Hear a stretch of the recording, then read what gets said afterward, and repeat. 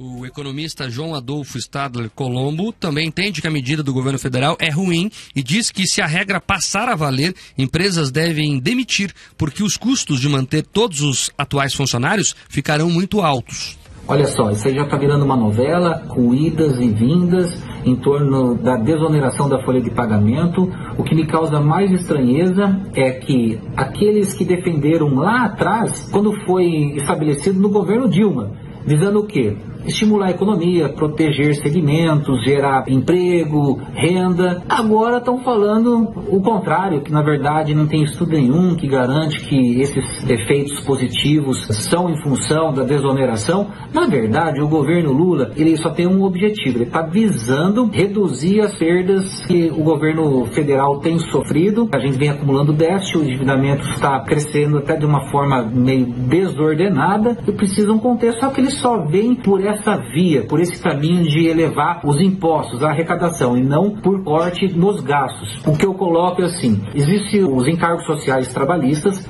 Trabalhistas é fácil da gente ver, é o 13º, a férias, o abono. Os sociais, aquilo que dá proteção à seguridade, aquela reserva da FGTS é uma, mas também o direito à aposentadoria através do INSS. Então, as empresas, no geral, teriam que pagar sobre o salário, vamos colocar 20% do INSS. Para baratear, eles aplicam a alíquota de 1% até 4,5%, mas sobre o faturamento, de forma que no final o custo total é reduzido. Então sobra ali a possibilidade de você fazer novas contratações, gerar melhores resultados. A verdade é que foi aplicado justamente os segmentos que vinham passando por dificuldade mesmo. A projeção que a gente espera numa situação de encarecer o custo dos salários dos colaboradores, antes eu poderia contratar 4 e agora com o mesmo valor só poderia de repente contratar 3. O que você vai fazer? Se eu quiser manter os 4, eu forçosamente, automaticamente vou ter que elevar o preço. Se eu aumento o preço, eu diminuo a demanda e isso traz uma queda no faturamento, que vai trazer também queda na arrecadação de impostos. Fábio Aguaio, que é o presidente da Federação das Empresas de Hospedagem, Gastronomia, Entretenimento e Similares, a FETurismo, diz que a entidade vai trabalhar para derrubar mais essa medida e que, inclusive, ele entende que se mais setores forem desonerados, ainda mais empregos vão ser gerados no país. No último dia 29 de dezembro, o governo federal baixou uma medida provisória, reonerando folha de pagamento, salários, e praticamente botando fim ao programa de recuperação dos setores de turismo e eventos, principalmente o pessoal de eventos. Mas muitas atividades econômicas foram beneficiadas do setor de turismo nesse programa. Eu acho que a gente fica triste com isso, porque eu acho que nós temos que ampliar as atividades econômicas que tem que ter a desoneração. E também não podemos, da noite para o dia, acabar com o programa de recuperação do setor que foi muito prejudicado durante a pandemia, no qual muitas prefeituras não deixaram os estabelecimentos trabalharem, praticamente cercearam esse direito. Então, eu acho que o governo federal tem que debater mais com a sociedade civil organizada, as entidades de classe têm que estar nesse debate, o Congresso já falou sobre isso, mas nós somos contra a uma restrição só de 17 atividades econômicas. Nós temos que ampliar, fazer um estudo verdadeiro de quem são os maiores geradores de emprego desse país, para ser beneficiado de programas como esse, que desonera a folha de pagamento e gera mais empregos. Então, nossa luta é essa, por todo mundo ser beneficiado por aquilo que gera mais empregos e menos impostos. Porque com menos impostos, tenho certeza que tem muita gente que vai ter empregada e gerando emprego e renda nesse país. O turismo tem que ser valorizado e respeitado. A produção do RIC Notícias Opinião procurou parlamentares paranaenses para saber o que eles estão pensando sobre essa proposta de reoneração da folha de pagamento dos 17 setores que foram beneficiados. O deputado Luiz Carlos Rauli, do Podemos, que foi um dos responsáveis por articular a reforma tributária, defende que esse tipo de proposta deve ser feita por meio de reformas estruturantes e não de medidas provisórias. Esse é mais um defeito da legislação tributária brasileira, né? Ele faz de forma fatiada e individualizada, né, ao invés de tratar como um todo, né, o sistema tributário, como eu fiz. Levei muitos anos para poder emplacar a ideia da reforma completa da base do consumo. A tributação da folha do imposto de renda, né, ficou de fora da reforma tributária, mas ela está com a porta aberta para a reforma da folha de pagamento, que pode ser recepcionada pela contribuição sobre bens e serviços, que será de competência do governo federal. Então, para mim, é um equívoco, né, um erro, tratar de forma setorizada, né, particular, como temos feito nos últimos anos. Enfim, né, como o erro vem de muitos anos, continua até onde dá. O deputado Stefanes Júnior, do PSD, diz que a medida provisória é uma afronta ao Congresso Nacional e defende que o governo tem atuado de forma muito equivocada na economia. A medida provisória 1202 do final do ano de 2023 é uma afronta ao Congresso Nacional. Nós acabamos, por ampla maioria, senadores e deputados, de derrubar um veto para a desoneração da folha de 17 setores. O que o governo fez?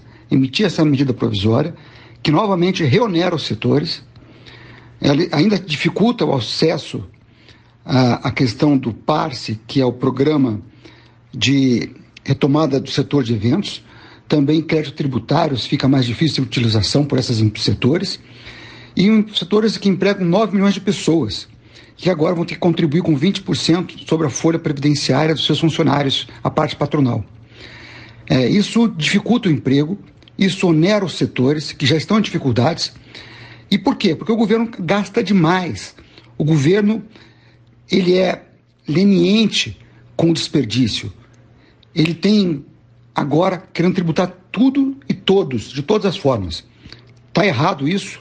Tenho certeza que essa medida provisória não será aceita pelo Congresso Nacional. Nós vamos tratar disso agora nos próximos meses, fevereiro e março, mas é muito ruim o que o governo fez. Por quê? Porque na economia está indo muito mal. Lideranças do comércio, serviços, indústria e turismo dizem que ficaram surpresos e inconformados com as medidas de aumento de tributação anunciadas nos últimos dias do ano passado. Segundo a nota do setor produtivo, causa espanto a forma como as ações têm sido efetivadas, principalmente porque foi escolhido uma medida provisória. A MP reonera a folha de pagamento dos 17 setores da economia, aumentando a carga tributária que atinge os setores que mais geram empregos e riquezas aqui no nosso país. Na nota, as entidades empresariais da agropecuária, CNA, do comércio, CNC, da indústria, que é a CNI, e dos transportes, que é a CNT, reforçam que, além de equivocada do ponto de vista econômico, a medida provisória também anula decisões recentes do Congresso Nacional. As entidades ressaltam ainda que a reoneração da folha de pagamentos aumenta o custo de empregar no Brasil e prejudica ainda mais a competitividade da indústria e do comércio. Na nota, o setor produtivo pede que o próprio governo reconsidere o envio da medida provisória e, caso não seja esse o entendimento, que o presidente do Congresso Nacional, o senador Rodrigo Pacheco, do PSD de Minas Gerais, possa devolver o texto ao Executivo.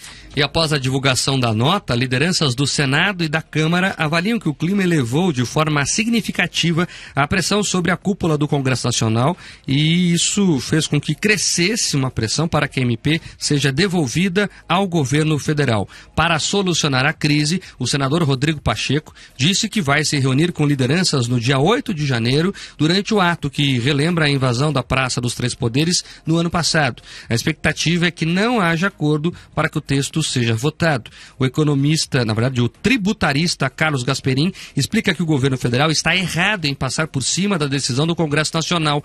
Para ele, a medida irá prejudicar não só a economia, como também as relações institucionais.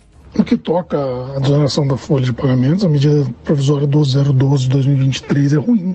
Ela traz insegurança aos contribuintes, porque ela afronta decisão legítima do Congresso Nacional publicada em 28/12/2023, quando o Parlamento derruba veto da própria Presidência da República e garante aos setores econômicos a desoneração da folha de pagamentos por mais 4 anos. Um dia depois, por ato lateral, a Presidência da República revoga essa decisão e impõe a esses contribuintes o pagamento sobre a folha o pagamento das contribuições previdenciárias sobre a folha de pagamentos com algumas alíquotas reduzidas, é verdade. Isso feito sem debate com os setores envolvidos, o que é muito ruim, pois é um benefício, um regime fiscal de tributação que estava aí vigente há mais de 12 anos e que não pode ser assim revogado da noite para o dia, ainda mais em meio a uma disputa entre poderes, com uma decisão que vige um dia e depois é revogada no outro. Carlos Gasperin também reforça que o setor que mais deve ser prejudicado é o de eventos e de turismo, já que os empresários se programaram para 2024 e foram surpreendidos com a retirada deste benefício. Outro ponto trazido pela medida provisória de 29 de dezembro do ano anterior é a revogação de benefício já consolidado, concedido ao setor de eventos, né, amplamente afetado pela pandemia. São isenções fiscais concedidas já lá em 2021, com prazo fixo para 2027, que foi confirmado por diversas vezes por soluções de consulta da própria Receita Federal, e que agora vem a ser revogada já para 2024 parcialmente e completamente para 2025 por essa medida provisória, feita nos estertores do ano de 2023, quando o setor de eventos já havia feito a sua programação orçamentária, o seu planejamento, confiando naquilo que a administração tributária lhe havia concedido e reafirmado, confiando no prazo legislativo que ele havia sido dado e confirmado pelo Congresso Nacional, que mais uma vez é afrontado por essa medida provisória. E um terceiro ponto é a limitação das compensações de créditos judiciais obtidos pelas empresas contra o governo federal em valores acima de 10 milhões.